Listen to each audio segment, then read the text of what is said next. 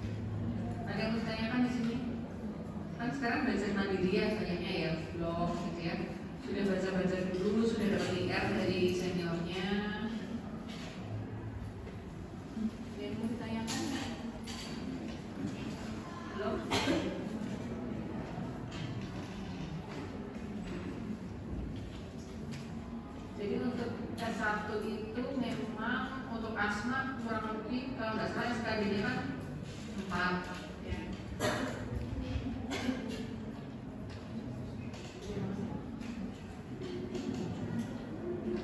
SKD-nya kan 4, kemudian untuk patofisiologinya nanti baca sendiri ya, di situ ada.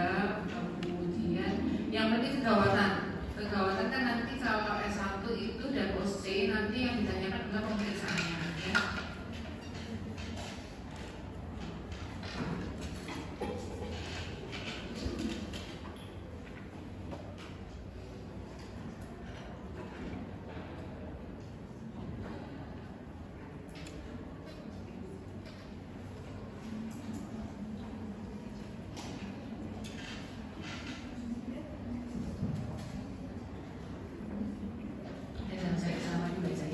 Kalau asma itu definisi dulu ya, biar nggak mungkin. Asma itu adalah suatu penyakit heterogen yang ditandai dengan adanya peradangan saluran nafas dan dia bersifat kronis. Kronisnya itu dia sifatnya dia bervariasi dari waktu ke waktu dengan intensitas yang berbeda. Dan dia mempunyai karakteristik berupa bunyi saat nafas dan batuk karena adanya keterbatasan aliran udara saat ekspirasi. Jadi sudah dapat kuliah, sudah dapat PPT dari seniornya belum? Yang tahun kemarin sudah dapat ya? Oke, sudah dibuka semua? Sudah kan? Ya. Oke. Jadi kalau definisi masih sama, kemudian faktor pencetusnya masih sama, ya. Faktor pencetus bisa dari host, bisa dari lingkungan, bisa dari genetik. Kemudian untuk patofisiologinya, ya patofisiologinya itu untuk asma ada dua macam. Asma yang bersifat low temperature 2 dan ada yang bersifat high temperature 2 ya. Bedanya apa? Bedanya kalau low temperature 2 dia bersifat asma yang neutrofilik. Jadi dia yang bermain di situ adalah neutrofiliknya. Sedangkan yang T2 high ya, high temperature 2 itu dia biasanya bersifat asma yang eosinofilik. Dia kalau asma eosinofilik ya.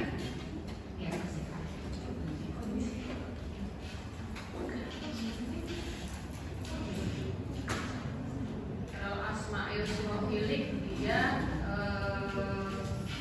biasanya kan alergi yang bermain itu ada IgE-nya.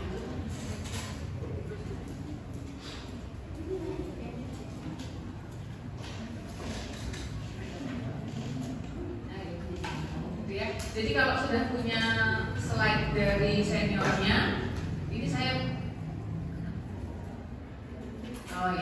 kalau sudah punya slide dari seniornya berarti saya jadi gerakan yang berbeda aja ya. Ini definisi ya. Jadi kalau di asma itu dia gejala dan exacerbasinya itu ada permukaannya saja, tetapi di dalam saluran nafas kita ada macam-macam, ada inflamasi, ada obstruksi, ada responsif saluran nafas ya.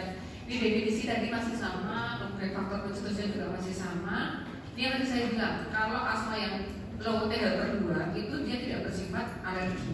Yang T-HER2 high itu dia banyak yang karena alergi, pencetusnya karena alergi. Jadi IgE-nya di sini. Yang mana ada IgE, ya IgE, kemudian IL4, IL13, IL5 itu dia akan menyebabkan suatu respon inflamasi dan akan mengaktifkan sitokin berinflamasi. Jadi yang T-HER2 ini dia biasanya karena asma yang alergi dingin, debu, gitu ya, alergi polen itu seperti itu.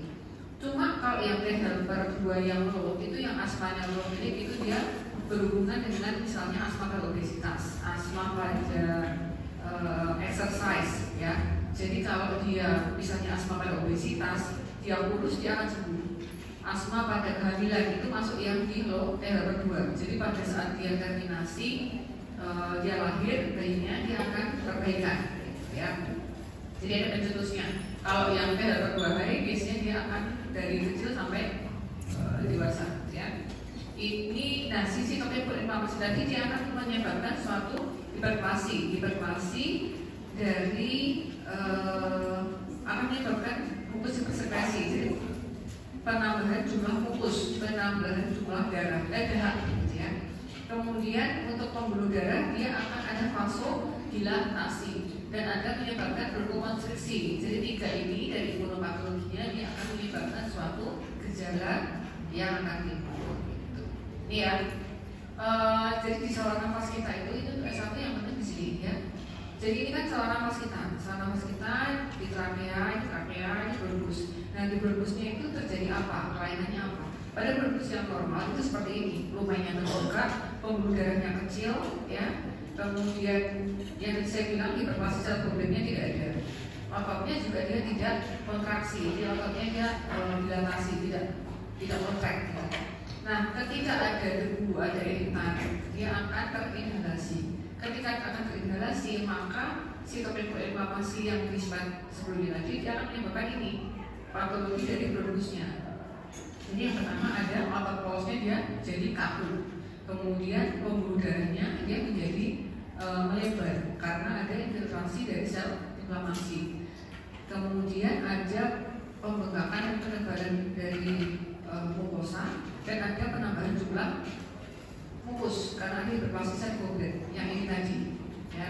Jadi dari otot yang kaku, kemudian pembuluh darah yang melebar, penebalan tunika intima, kemudian hiperplasia sekunder, dia akan menyempitkan lumen dari saluran nafas sehingga ketika ada inspirasi dan ekspirasi udara, dia akan turbulence di lumen yang kecil yang seperti ini. Makanya dia menyebutkan ini mengi, ya. Kalau kalian ada soal perempuan usia 12 tahun atau usia 16 tahun bernafas, sesak nafas begini mengi, ya menginya itu karena ini, ya.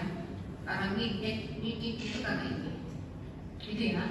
Nah ini kalau jangan salah, kalau di bronkus dia terjadi penyempitan, jadi bronkokonstriksi. Tetapi kalau di pembuluh darah karena ada infiltrasi dari sitoplazma dia menjadi vasodilatasi. Jangan bingung ya, vasokonstriksi dan vasodilatasi. Vasodilatasi untuk pembuluh darah, sedangkan untuk bronkusnya dia ada bronkokonstriksi. Yang satu mengecil, yang satu melebar, gitu ya. Nah ini untuk patogenesis clinical findings-nya. Jadi kenapa di asma itu ada tachycardia, ada tachypnea, ya, laju respirasi yang meningkat, ada sesak di dada, itu seperti nanti dibaca sendiri. Tidak bisa tadinya, ya, tidak semuanya asma PPOK pneumonia, tetapi bisa kardiovaskular, bisa pneumotorak, ya. Nah untuk mendiagnosisnya pakai dengan namanya spirometri. Ini spirometri baru di slide ini baru karena yang kemarin kan hanya kuliahnya asma PPOK aja, ya. Jadi untuk mendiagnosis asma atau PPOK menggunakan spirometri, nanti kalau dia obstruksi maka nilai BIP1 per KVP-nya kurang dari 75. Bagaimana membedakan obstruksi pada asma dan PPOK? Ketika ada obstruksi dari hasil spirometri, ya nanti kita lakukan bronchodilator test. Ketika bronchodilator testnya terjadi peningkatan sebanyak 12% dari 200 mili, maka dikatakan dia obstruksinya reversible karena di atas 12% dan di atas 200 mili, sehingga dia diagnosisnya ke arah asma, ya. Tetapi kalau bronchodilator testnya dia negatif, peningkatannya di bawah 12% dan di bawah 200 mili, maka obstruksinya dikatakan irreversible, maka diagnosisnya adalah PPOK, ya. Nah ini derajat berat asma, gitu ya. Klasifikasi asmanya seperti ini. Ini untuk yang asma stabil. Sedangkan ini untuk bagaimana kita tahu pasien itu asmanya terkontrol atau tidak, ya, dengan menanyakan 4 pertanyaan ini. Nah ini untuk tata laksana asma, dia harus mengontrol gejala dan meminimalkan resiko eksacerbasi. Ini pengontrolnya, ya, pengontrolnya itu menggunakan inhaler, isinya ICS dan laba. Ini bagaimana cara kita menginisiasi terapi, nanti sudah ada, ya. Kalau misalnya dia ada gejala harian, kemudian terbangun malam hari karena sesak nafas 1 kali seminggu, maka pakai yang Mediumplus ICS dan Probuterol. Sepertinya tidak sampai di sini kalau S1, ya. S1 itu kan yang penting kan definisi, kemudian imunopatogenesis, yang tadi yang di depan, ya. Cuma ini nice untuk aja. Ini untuk step call ini cuma untuk PPDS, ya. Jadi nice untuk saja. Nah ini untuk dosis-dosisnya, kalau ujian belum nggak usah dihafalkan, ya. Kan nanti kan kalian kalau membaca ini kan ada ini nih, low dose maintenance ICS formoterol, ini yang medium dose. Kan pasti kalian akan bertanya low dose-nya berapa, medium dose-nya berapa. Itu lihat di sini, tapi tidak usah dihafalkan, ya. Apa yang mau ini low dose, medium dose, ya. Gitu. Nah ini tidak direkomendasikan menggunakan obat oral, misalnya salbutamol temporal rutin, itu tidak ini untuk yang derajat exacerbasi, ya ini harus tahu karena nanti untuk diagnosis di IGD, ya ini harus tahu derajat diagnosisnya. Ini tata laksana kegawatan juga harus tahu. Yang saya bilang harus tahu biasanya akan keluar di sendok, ya. Jadi untuk nanti dokter muda walaupun S1 maupun preklinik ataupun koas ya, nanti untuk kegawatan harus tahu, nanti dibaca sendiri ya ketika ada kegawatan, kemudian dia derajatnya ringan, sedang atau berat sampai ke SU, ada dibaca ya, ada di sini. Nah ini untuk PPOK. PPOK definisinya masih sama dengan yang tahun kemarin, belum ada perubahan. Ini untuk perbedaan asma sama PPOK ya, sudah ada di sini. Jadi kalau PPOK memang usianya di atas 40 ya, dewasa tua, dewasa muda. Dan dia bersifat kronik progresif. Di sini maksudnya apa? Kronik, dia bersifatnya lama. Progresif, berarti semakin lama dia akan semakin berat sesak nafasnya. Kalau yang asma, dia bisa semua umur, bisa dari kecil, bisa dari dewasa muda ya. Kemudian untuk sifatnya yang tadi saya bilang definisinya, dia bervariasi, bisa pagi, bisa siang, bisa malam, dan intensitasnya dia berbeda. Maksudnya apa intensitasnya? Kadang sesaknya hanya sesak ringan, kadang sesak berat. Nah itu dia bervariasi. Bedanya di sini ya, itu juga di sini. Kemudian ini yang reversible tadi, kalau dia PPOK tidak reversible. Kalau asma dia reversible, gitu ya, dari spirometri. Ini untuk imunologinya dari PPOK, ini clinical findings-nya ya. Di PPOK nanti bisa terjadi ada inflamasi, ada bisa terjadi emfisema, ada polybronkitis untuk fenotype-nya. Ya, untuk patologinya bedanya dengan ini ya, bedanya dengan asma apa? Kalau pada paru normal dia produknya dia membuka lebar, alveoli dia tidak kolaps ya, seperti ini. Lumen RB-nya dia terbuka, ini yang paru normal. Tetapi pada PPOK karena dia ada paparan asap, ada paparan gas yang toksik ya, maka dia terjadi apa ini? RB remodeling yang dia harusnya lurus dia jadi berbelok. Alveolinya yang dia harusnya seperti anggur gitu ya, bentuknya teratur, tapi dia jadi berubah bentuk. Nah alveoli ini ketika ada toxic noxious agent yang tadi, dia lama-lama akan bergabung menjadi satu. Kalau bergabung menjadi satu, yang alveoli berbentuk anggur ini, dia akan membentuk suatu balon udara yang besar. Itu yang terjadi pada PPOK dengan tipe yang episematos. Kenapa terjadi episematos? Karena anggur-anggur alveoli yang kecil-kecil dia menyatu, dia menjadi suatu apa misalnya melon, semangka gitu ya. Jadi dia episemanya dari sini. Ini untuk ronsennya, ronsen paru normal yang sebelah mana? Yang ini. Kalau di PPOK dia terjadi apa? Hitamnya ini akibat fluorescent karena ada air trapping yang hitam. Kemudian post-nya dia menjadi mendatar. Harusnya dia agak cepu. Ini yang normal agak cepu. Tapi karena banyak udara yang masuk, maka dia akan terjadi mendatar. Diafragmanya harus dia berbentuk kubah seperti ini, kan ada lemparan di bawah, dia jadi mendatar. Jantungnya, core-nya berbentuk normal seperti ini, ya, normal seperti ini. Tetapi karena diameter antero-posterior toraknya dia melebar, maka dia core-nya dia tertarik. Namanya jantung apa? Pendulu. Ya, sudah ada kita. Ini sistemik, efek sistemik pada PPOK, kemudian ini derajat MMRC, ini derajat CAT-nya. Pertanyaannya untuk apa? Untuk di sini. Untuk menegakkan kapan kita memberikan bronchodilator, kapan kita memberikan tipe yang laborator. Ya, ini MMRC-nya di sini, CAT-nya sini. Nggak sampai sini kayaknya. Yang penting kegawatan, tahu patogenesisnya, tahu definisinya. Ini untuk PPOK exacerbasi, kita mengenal exacerbasi PPOK dari gejalanya, ya ada 3 gejala kardinal. Kalau hanya ada 1 masuk ke ringan, 2 gejala yang sedang, dan 3 ke derajat yang berat. Ya, ini juga ada berdasarkan klasifikasi dari pemeriksaan fisiknya. Ini untuk tata laksananya sudah gitu aja. Ada yang ditanyakan? Sudah cukup ya? Nanti dibaca lagi pada pertanyaan di pertemuan berikutnya. Terima kasih, silahkan.